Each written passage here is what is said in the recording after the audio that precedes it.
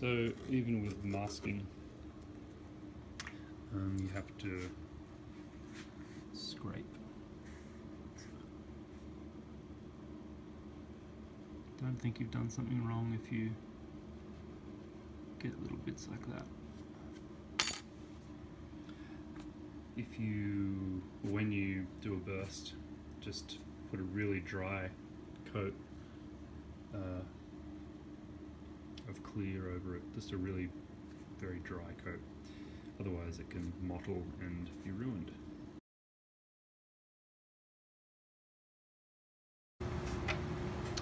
Hello and welcome to Beau, Hannam guitars and ukuleles. So today I just sunburst this baritone uke, and it has a custom slash unique and detailed end graft with some fine lines, and so I masked just this area in the triangle, and this is getting a pickup, so the jack will be right here, just keep that in mind. And so I didn't mask off these little lines here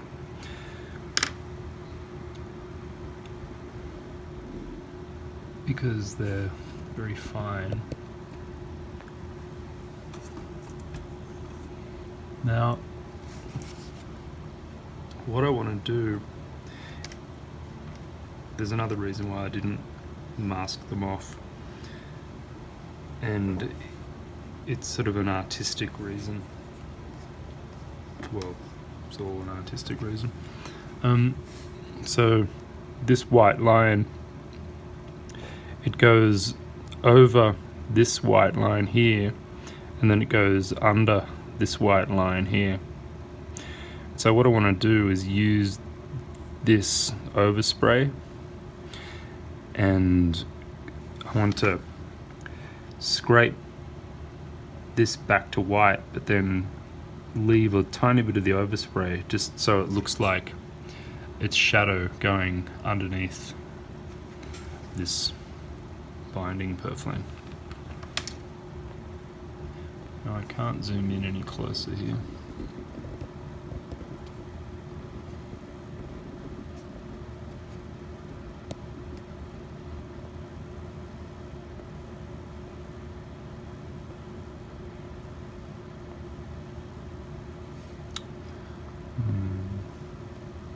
Alright, that's the best we can do. So, this is how I do that. And I use this technique occasionally if I've got I don't know what you would call it, kind of selective scraping or something. But it yields a good result.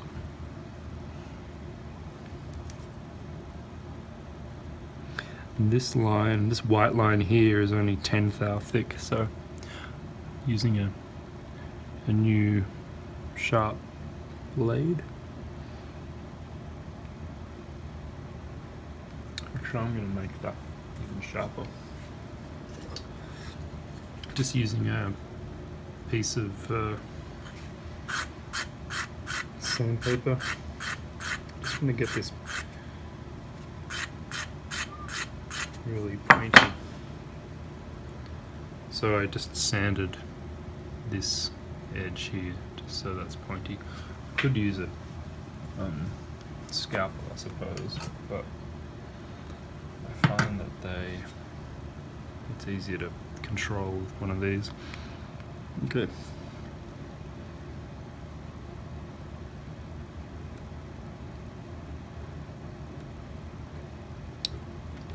It also has a 1/10 thou black line on either side of the white line, so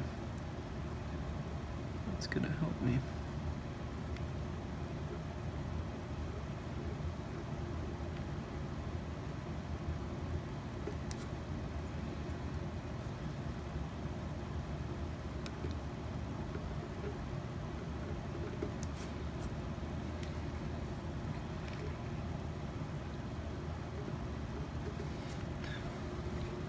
So I think I'll leave that there. It might be a little difficult to see. Let's see it better there. Just the fade in. It sort of looks a bit more natural as I'm sitting here rather than on camera, but you know, most things do.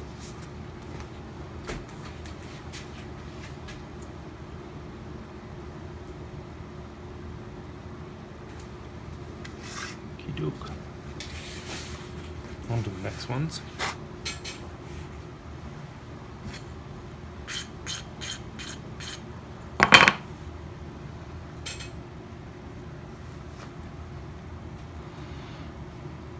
So it's going over here then under there.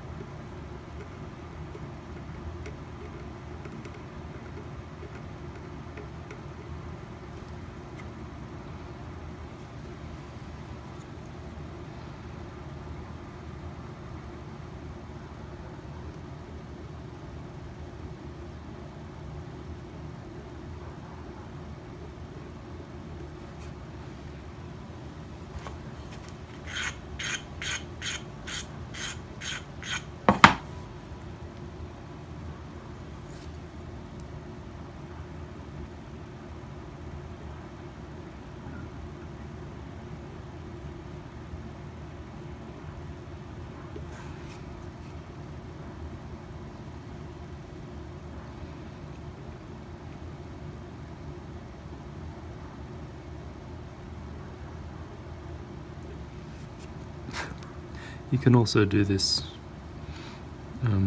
just selectively with a, you know, as a kind of an afterthought with an airbrush or even a touch-up gun.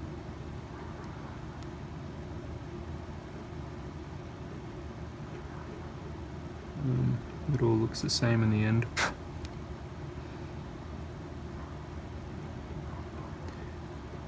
But if you do it with an airbrush or touch-up gun after you've done the burst itself, you know, there can be problems. So if you just wanted to darken just this little bit, which is like 30 seconds or something long, you know, if you got overspray onto the actual wood, it would just look like an obvious afterthought or after job, so to speak.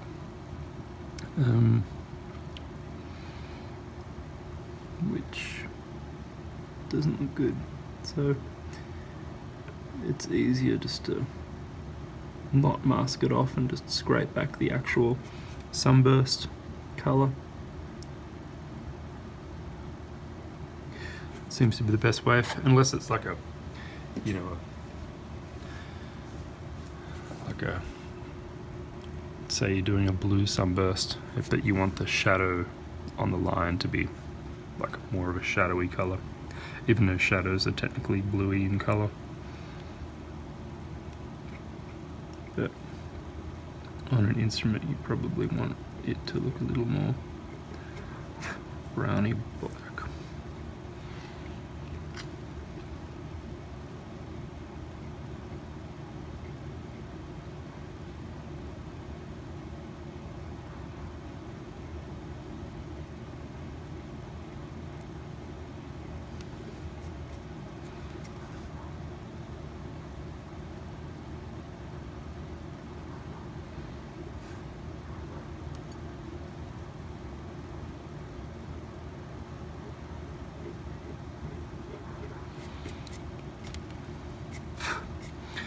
Okie dokie. That's about it. Another thing I want to do, just here and here, I want to, and maybe even here, I want to make that look like it's going behind the other line. So 1 second.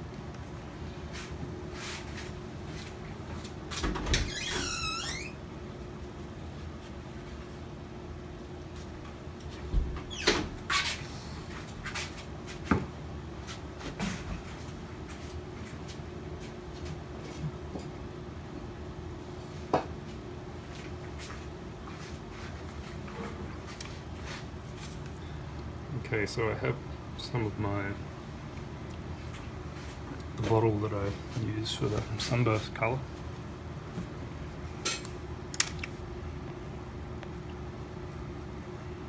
Tobacco brown in this case. And I'm just going to use a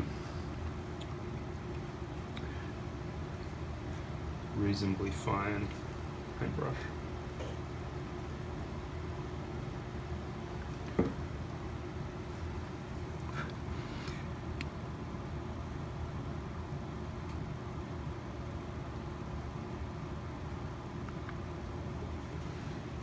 Just build that up.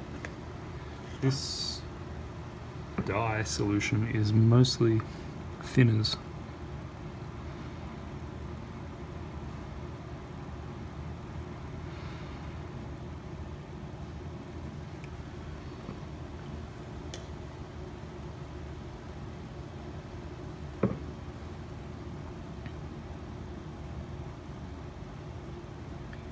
And the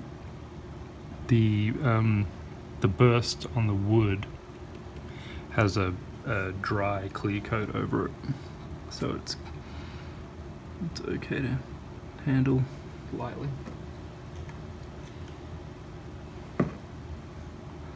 And so after this dries enough, I can go in and scrape this back just so it's, you know, fares in, but I'm actually getting good results just with the paintbrush. Just that look, but I've gone off a little bit onto the Brazilian rosewood binding, so I'll just scrape that back a little bit.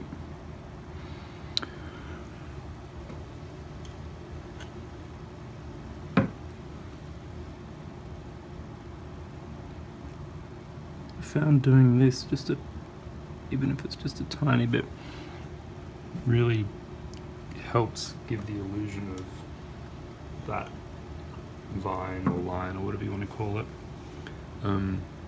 moving in and out and behind and in front of the purfling line.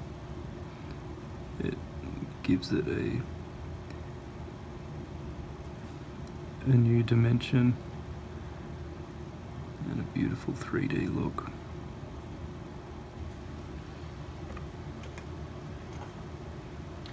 And it's something that, if I hadn't done this video, possibly no one would ever notice.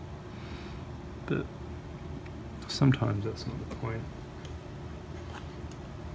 You know, as a artist or luthier or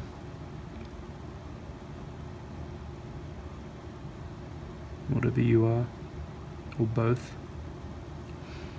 I'm acting as both in this instance, but I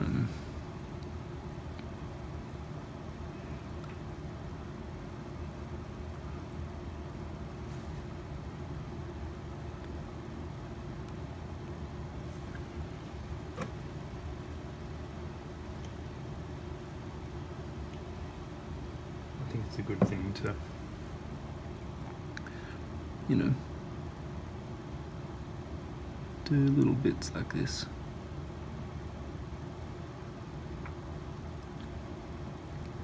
Little touches of class, hidden class, or I don't know, maybe hidden elegance, I suppose.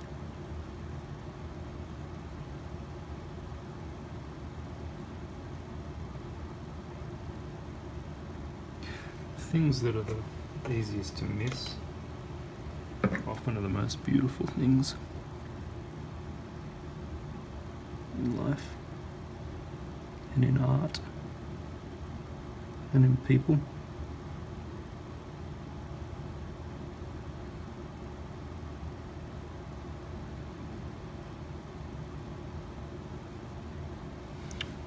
So this is probably all looking a little blotchy maybe, but that's always the case when you're adding colour onto a pebbly clear coat, and stuff like this. So once I put another pebbly clear coat over this, and then like a glassy gloss coat, it'll all blend in and look amazing. And I'll add a still shot of this after this video. So I think I'm done now. I don't think I really have to scrape anything back. Maybe it's a tiny bit off the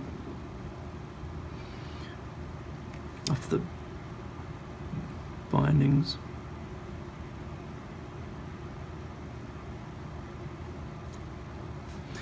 And by that I mean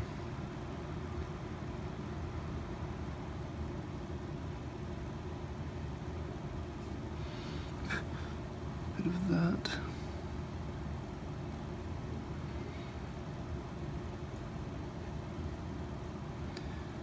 There's really nothing to be done. Yeah, I think it's good. So I'm going to leave that, and I will include a still shot of this after it's all glossed up. Thank you for watching. I hope you were a new trick. Just for people watching at home, this is a Pernambuco baritone, and with a light sort of, it's called a burst, but it's more like a vignette, kind of old treasure map sort of thing. It's a subtle burst, and it's an incredibly beautiful instrument with the torrefied Sitka top and cutaway, and the neck comes down here, and it's got that line there, which is nice, and a new style of arm bevel, which takes a bit longer, but looks good. So stay tuned for the still shot of the butt. Bye.